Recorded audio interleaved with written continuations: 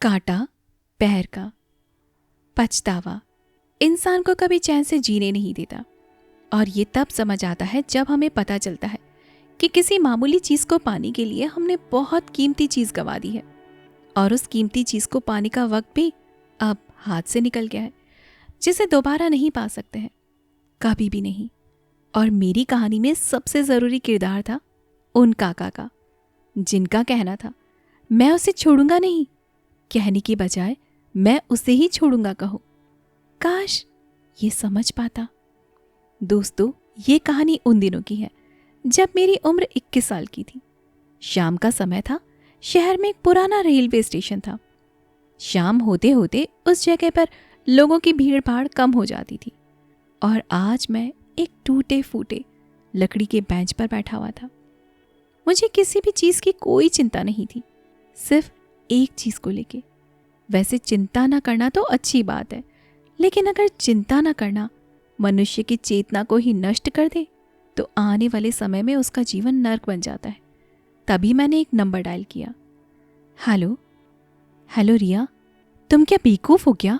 मैं तुम्हें कल से कॉल किए जा रहा हूँ, एक बार तो कॉल का जवाब दे दो। मैं कितना परेशान हो रखा हूँ, तुम्हें पता भी है। मेरे अंदर एक अजीब सा चिड़चिड़ापन था। मैं कॉल में एक तरफा बोले जा रहा था, पर रिया की ओर से कोई भी अच्छा जवाब नहीं मिला। मैं किसी पुतले से तो बात नहीं कर रहा हूँ रिया। हाँ बोलो, क्या है, क्या होता है? मैंने पूछा तुम कल कहाँ थी? तुम फिर उस किशोर से मिलने गई थी ना? बोलो ना रिया, बोलो, मुझे अजीब सा क्यों लग रहा है? तभी रिया ने कहा, तुम कितना गंदा सोचते हो ना, वो सिर्फ मेरा दोस्त है, कॉलेज के असाइनमेंट में मेरी मदद करता है। तुमने तो अपना कॉलेज आधे में ही छोड़ दिया है, तुम क्या जानो एजुकेशन का मतलब क्या है?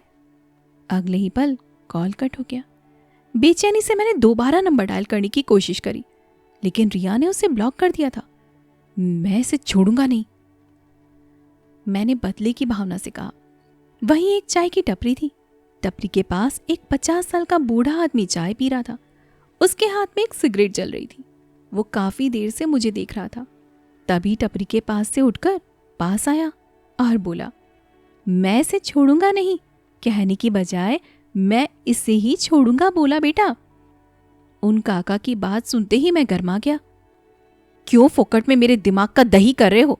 मैं पहले से ही परेशान हूं।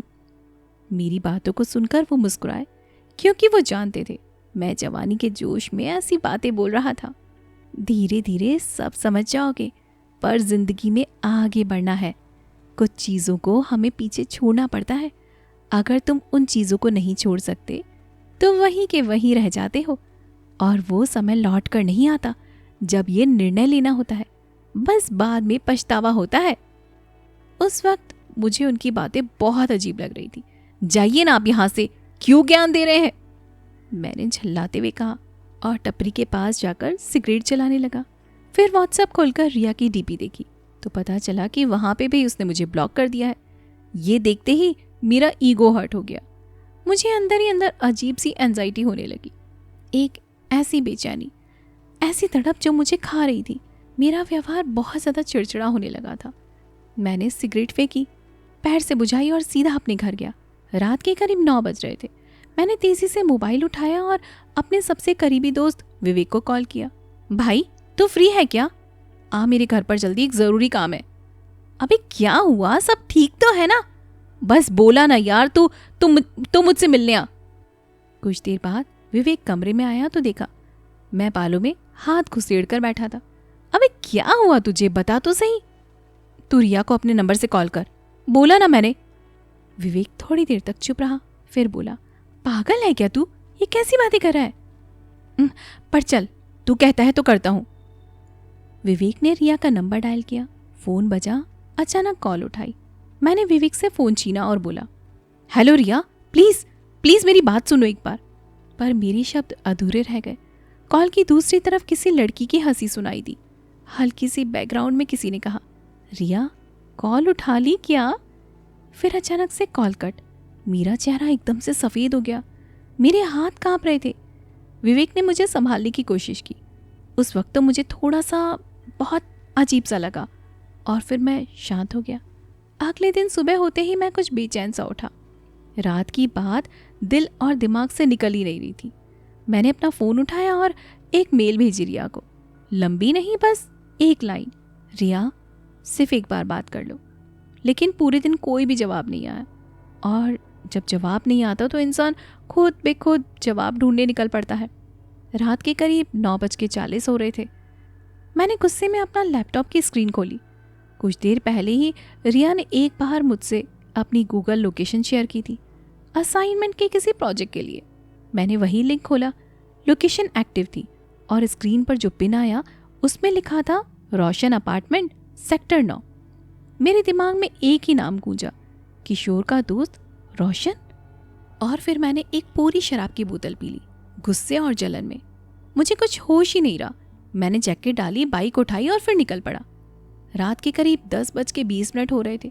रोशन फ्लैट के बाहर, पर फ्लैट से जोर जोर से म्यूजिक की आवाज आ रही थी। लड़कियों की हंसी और लड़कों की चीख सुनाई दे रही थी, और दरवाजा खुला हुआ था। मैं अंदर घुसा और मेरी आंखें वहीं पर ठहर गई। रिया पार्टी की रोशनी में अपने दोस्तों के साथ मुस्कुरा रही थी, नाच रही थी। वो मेरे बिना खुश थी, मुझसे बेहतर लोगों के साथ।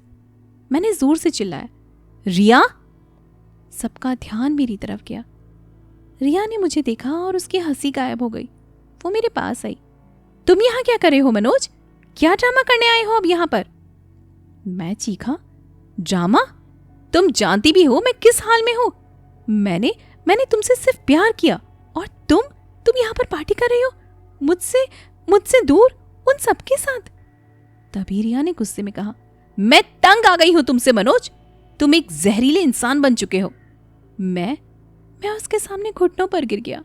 रिया प्लीज प्लीज, तुम ऐसा क्यों कर रही हो मेरे साथ? मैं टूट रहा हूं यार, मैं तुम्हारे बिना जी नहीं सकता। वो पीछे हट गई। टूट रहे हो? तुम एक टॉक्सिक आदमी बन चुके हो मनोज। मुझे अब बिल्कुल भी अफसोस नहीं है। कभी देखा है तुमने खुद को? तुम्हारा करियर क्या है? तुमने कॉलेज छोड़ दिया। जब मैं तुम्हारे घर पर आई थी तो तुम्हारा बाप शराब पीकर जमीन पर पड़ा था, तुम्हारी माँ रो रही थी, और तुम्हें तो होश ही नहीं था। मैं अपनी जिंदगी में एक और मर्द ऐसा नहीं चाहती जैसा कि तुम्हारी माँ के पास में है। मैं ऐसा आदमी कतई अपनी जिंदगी में नहीं चाहती जैसा कि तुम्हारा बाप है। ये सुनते ही मेरा खून उबल गया। मैंने उसे एक जोरदार थप्पड़ मार दिया। पूरे कमरे में सन्नाटा फैल गया। रिया की आंखों से आंसू नहीं गिरे, पर उसका चेहरा पत्थर बन गया था। अबे ओए, तूने हाथ कैसे लगाया? उसके एक दोस्त रोशन ने कहा, और दो लड़के मेरी तरफ लपके। मुझे पकड़कर दीवार से पटका, घूंसे मारे, लाते मारी और मुझे घसीटते हुए बाहर निकाल दिया। कुत्ते जैसी हरकतें करेगा तो कुत्ते की तरह ही फेंका जाएगा, समझा तू? किशोर ने कहा।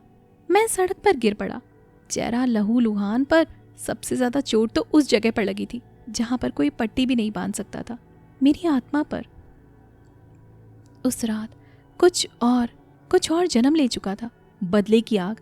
मुझे रिया से बदला लेना था, उसे महसूस करना था कि वो क्या खो चुकी है। मैंने जो कभी सोचा भी नहीं था वो करने की ठान ली। मैंने नया सिम कार्ड खरीदा, नया व्हाट्सएप बनाया। रिया की कुछ प्राइवेट फोटोज थी मेरे पास, जो उसने मुझ पर कभी भरोसा करके मुझे भेजी थी। मैंने उसे मैसेज किया, रिया अगर मेरी हुई तो ठीक है, वरना ये तस्वीरें सब देखेंगे, सोच लो, तुम्हारे पास टाइम कम है। रिया ने जवाब नहीं दिया, लेकिन मैं पागल हो चुका था। शायद इंसान तब सबसे ज्यादा खतरनाक हो जाता है जब उसके अंदर बदले की भावना जन्म लेती है। एक ऐसी आग जिसमें दिमाग विचार करना बंद कर देता है। मेरे अंदर नफरत बढ़ती गई। मुझे ये समझ आ चुका था कि रिया से मेरा कभी प्यार नहीं था, और इस बात ने मुझे अंदर से और भी ज्यादा काला बना दिया। वो मेरे लिए एक आदत, एक जिद जो अब जहर बन चुकी थी। पर अब मैं रुकने वाला नहीं था। मैंने कर दिया। वो पछतावा शायद उम्र भर रहेगा। मैंने वो तस्वीरें सोशल मीडिया पर वायरल कर दी। एक क्लिक और मेरी इंसानियत भी उसके साथ खत्म हो गई। दूसरे ही दिन पुलिस ने मुझे उठा लिया। रिया ने शिकायत दर्ज करवाई थी और सबूत मेरे फ़ोन में मौजूद थे। जांच के बाद मुझे 7 साल की सज़ा हुई। काश उस रात मैंने वो तस्वीरें डिलीट कर दी होती। बर्बाद तो मैं हो चुका था। 7 साल की जगह 5 लाख का जुर्माना जो मेरे माँ बाप को चुकाना था। जेल में बहुत वक्त मिला मुझे सोचने का। बहुत देर से समझ आया कि किसी को बर्बाद करने की कोशिश में मैं खुद मिट गया। मैं जेल में बैठकर बस अखबार पढ़ता था तो कभी कभी एक नाम चमकता दिखाई देता, रिया शर्मा, इस कंपनी की नई सीईओ। और कंपनी पहली टॉप पर, वो आगे बढ़ गई थी और मैं पीछे छूट गया था। नहीं, पीछे नहीं, मैं खुद को ख़त्म कर चुका था। और 7 साल के बाद जब मैं जेल से बाहर आया, सब कुछ बदल चुका था। माँ कैंसर से मर चुकी थी, पिता सदमे में दुनिया छोड़ चुके थे, घर वीराना था और मैं एक खाली नाम बन चुका था, मनोज कुमार, एक साइबर अपराधी। आज मैं बस यही कहना चाहता हूँ, किसी के जाने का दर्द कितना भी बड़ा क्यों ना हो, बदले की आग में जलकर खुद को मत खाक करो। जो गलती मनोज कुमार ने कर दी थी वो आप कभी भी मत करना। उन काका की बात तो मैं समझ नहीं पाया, मैं उसे छोड़ूंगा, लेकिन जो कुछ भी तुम्हें आगे बढ़ने से रोके उसे छोड़ देना बेहतर होगा। और रिया ने यही किया। मैं हार गया था, लेकिन मेरी हार से एक सीख मिली। अगर समय रहते पैर से कांटा ना निकाला जाए तो वो हमेशा हमेशा के लिए हमें लंगड़ा बना देता है।